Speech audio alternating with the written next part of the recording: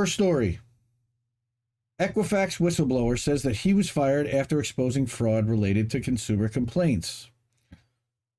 So we got whistleblowers getting fired. I think we've seen that quite a bit this year, last year. You know, it seems to happen when Democrats go into office. It's pretty interesting. Jeez. So our friend Kevin Gosztola writes this for the Dissenter, which is kind of an offshoot of Shadowproof. I'm a subscriber to the Dissenter. It focuses more on whistleblowers, on prison riots and prison treatment, and of course on Julian Assange and press freedom. So we've got our screenshot on Equifax.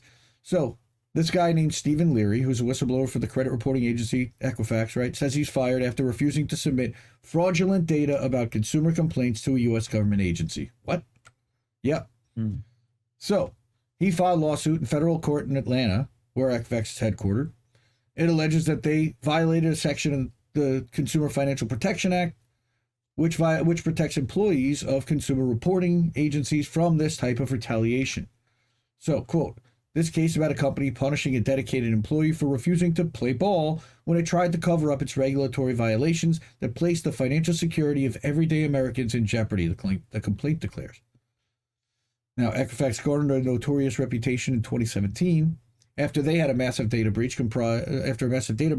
compromised the personal data of more than 145 million Americans, as well as thousands of Canadians and nearly 1 million citizens in the United Kingdom, too. I didn't know that.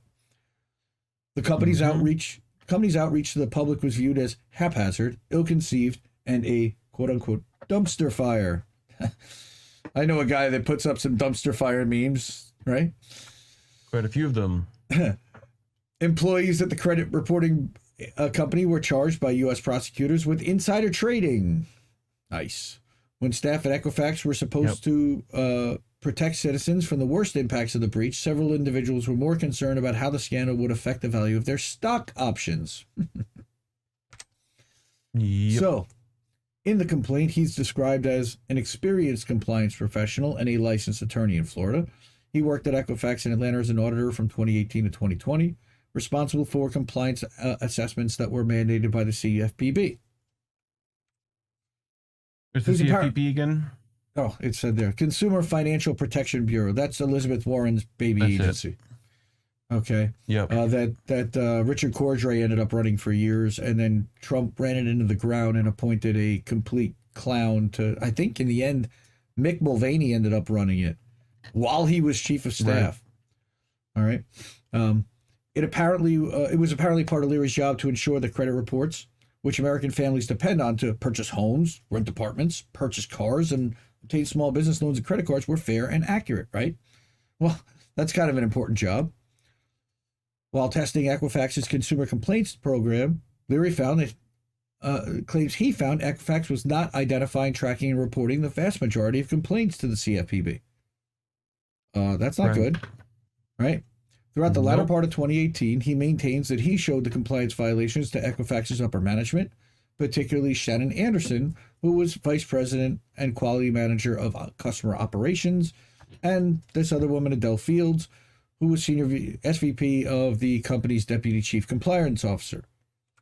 Oh, she also was. She had two roles. Anderson and Fields allegedly tried to, quote, bury the results and told him that Equifax should report false information to appease the CFPB. Leary, along with a colleague, went ahead. Sound good? No, it doesn't sound good. But instead, he went ahead and published the findings as required by the CFPB. His colleague was immediately fired. And on May 14, 2020, he claims Equifax took many of the job responsibilities he had away from him and put him on a performance improvement plan, or a PIP, which included nebulous requirements such as the demand that he improve his tone and that he provide evidence that he did not have an us versus them mentality when it came to himself and the company. That's called managing you out, by the way. Leary later learned in June that Equifax had allegedly covered up his findings and provided false information to the CFPB. That led CFPB to incorrectly conclude that the company had violated the law by not conducting a proper compliance audit. So they basically hung this on him, and then got in trouble for doing something that they actually did. He contacted the Consumer Financial Protection Bureau with his original work, which alerted the Bureau to the fact that Equifax had lied about an audit. It also put them on notice that Equifax had concealed information they were supposed to share with the oversight agency. He told the CFPB that Equifax had a pattern of covering up violations and punishing employees like him who opposed it. Once the Bureau communicated with Equifax about the allegations, management knew the Bureau had learned about their fraud from Leary, and he was subject to retaliation. We see this a lot in corporate America. This is why people stay silent. Leary complained about the mistreatment to the Human Resources Department. However, his objections were ignored, and he got fired on July 6th. The lawsuit seeks a judgment against Equifax that indicates the company violated his whistleblower rights by firing him after he contacted the CFPB. Leary also would like back pay and lost benefits, damages, and front pay or reinstatement to his job. Why he would ever want to go back to Equifax and do that job again, I have no idea. I don't either. That might be the only thing he's trained at. Sure. Yeah, but there's other credit companies. There's got to be other jobs. I mean, come on. Equifax deceived the public. The problem is that now he's known as a whistleblower. Nobody wants to hire him. All right. Equifax deceived the public when the massive data breach at their company was reported. They suggested that consumer data was accessed when in fact it became clear during a congressional meeting that data was stolen from citizens. The company had the ability to notify every single consumer that their data was compromised. Only 2.5 million Americans were immediately informed that Equifax suffered a breach. Let me guess, those are the ones that had the most money. According to a Senate investigation, Equifax manipulated a loophole in federal procurement law to force the IRS to award the company a contract in June 2017 after the breach. The company cheated taxpayers out of millions of dollars. And on top of raising prices, they charged consumers to freeze their credit until a backlash shamed them into offering a temporary free service. Are you kidding me?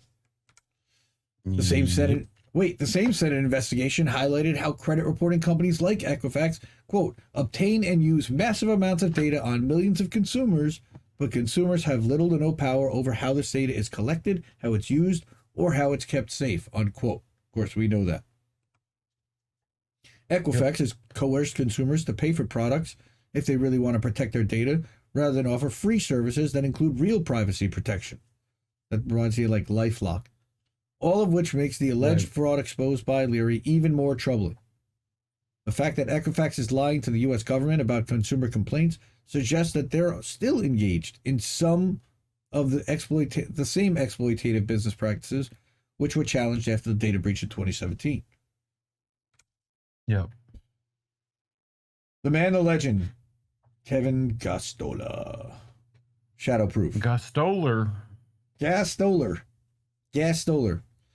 He's a good one. So whistleblowers is kind of a theme tonight. Let's go back. Kevin Gosztola. So again, support the Dissenter, support Shadowproof, subscribe to Kevin Gosztola wherever you can. Underscore. I think it's a K Gosztola or Kevin Gosztola. GOSC. You see his name up there. He's a kick-ass journalist, man. He writes great stuff. He covers, again, prison stuff. He covers whistleblowers. He covers Assange. He's covered the Daniel Hale trial and stuff extensively. Big fan. He's a good dude.